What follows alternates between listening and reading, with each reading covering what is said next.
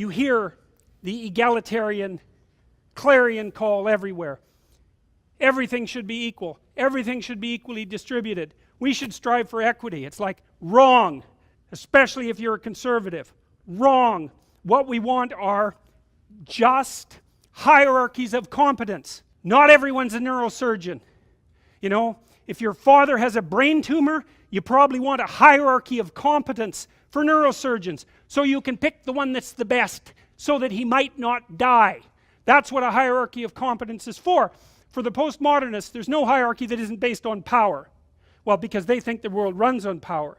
And that's why they're willing to use power to get what they want, because it's the only thing they believe in. But a valid hierarchy of competence, it's, God, we need those things, man.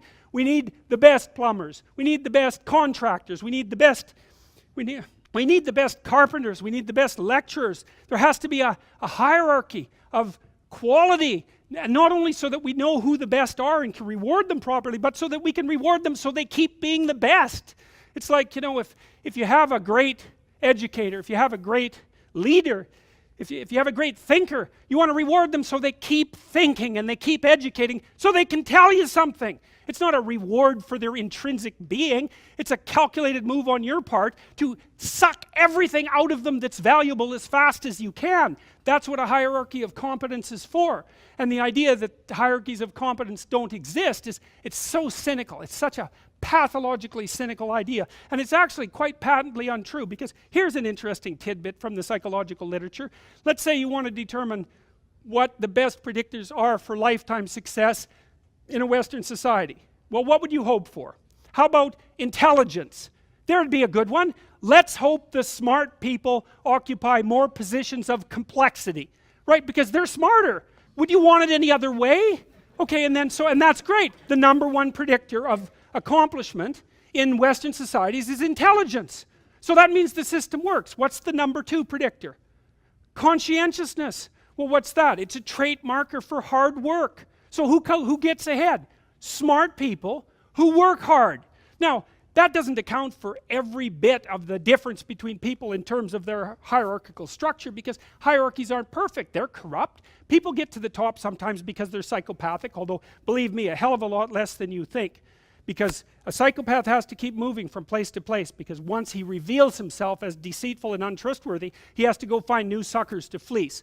So the idea that, you know, there's no distinction between a CEO and a psychopath, it's like, that's only made by someone who A, knows nothing about psychopaths, B, knows nothing about CEOs, and C, has something fundamental against the entire capitalist structure, because it's simply not true.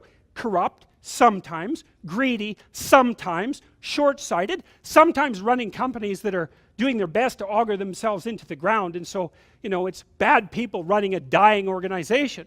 But generally speaking, it's not the case. Our hierarchies of competence are reasonably functional. And not only are they functional, they're valuable. We need to know who the competent people are, and we need to reward them. And even more importantly, we need to tell young people, hey, there's some hierarchies of competence out there.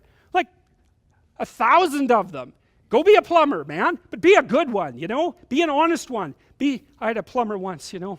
It was the night before we were putting drywall in our house. We were redoing a house, and he had put in all the plastic piping, you know, and I was going to test the joints. They're supposed to be glued together with this pipe glue, right? And I told him I had to test the joints, and he said, well, you don't have to test my joints, they never leak. And I thought, yeah, that's okay. How about if I test them? So I went up on the 3rd floor and filled the pipes with water, capping them in the basement like you're supposed to. And like half an hour later, I had 2 inches of water in the basement. There were 30 leaking joints. And that was the night before the drywallers were supposed to show up.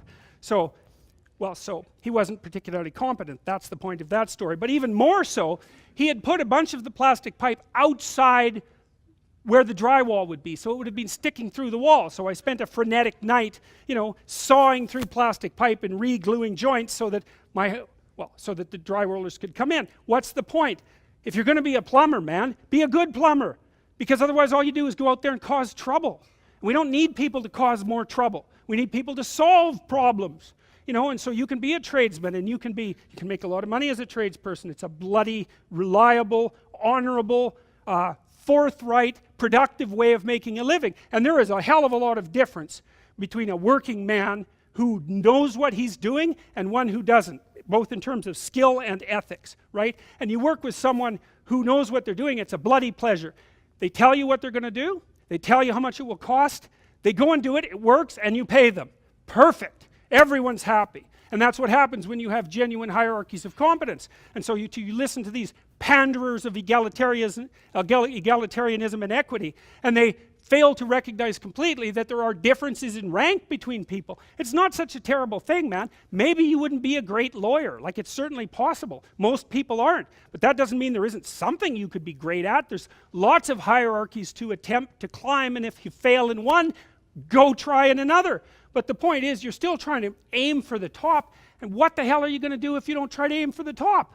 You know, flap about uselessly and whine about your life? It's not helpful. It'll just make you miserable. You're not reliable to anyone. You can't help out in a crisis. It's like, so you tell young people, and this is another message for conservatives, like, I don't care what you're going to do, but go out there and make something of yourself for God's sake. Be an honest person and work and get to the top of whatever it is that you want to get to the top of. You know, and stand up for yourself like a respectable human being and be a bit of a light on the world instead of a blight. You know, and you can tell young people that, and they haven't been told that by anyone now. And so the young men are so hungry for that it's painful to watch. They're so relieved when someone finally comes up and says, hey, you know, you get your act together a bit, discipline yourself, see if you can learn to tell the truth, concentrate on something for a year or two, you could be a bloody world beater. They think, really? That's possible? Wow, that would be interesting. That might make life worth living. It's like, yeah, it might. So why don't you go do it? That's what the damn universities were supposed to be teaching people, and they've forgotten that. I went to Harvard a month and a half. I used to teach there, and I talked to a bunch of students, you know, and I told them, it's not easy to get into Harvard, you know. Like, you're a valedictorian if you're at Harvard. And not only are you a valedictorian, you're way better than most people at least 2 other things, or you don't get in. And so, like, I don't know what the acceptance rate is, like 5%, and believe me, not everybody applies, so it's a very selective school. And so why am I saying that? It's like, these are high quality kids. So I told them what I just told you. It's like, here you are at Harvard. It's like, get yourself educated, man. Read some books, learn to talk, learn to think, make yourself into something. Get the hell out there and make the world that put you here happy that you were put there in that great institution. You know, and they came up to me afterwards and said, God, I wish someone would have told us that when we were in our first year. It's like, Jesus, why didn't someone tell them that? For God's sake, it's supposed to be the greatest university in the world. Is it so difficult to figure that out? Well, it is, if that isn't what you want to have happen in the university. You want to make cringing milksops who whine about being victims while they're going to Ivy League institutions. Jesus, it's pathetic.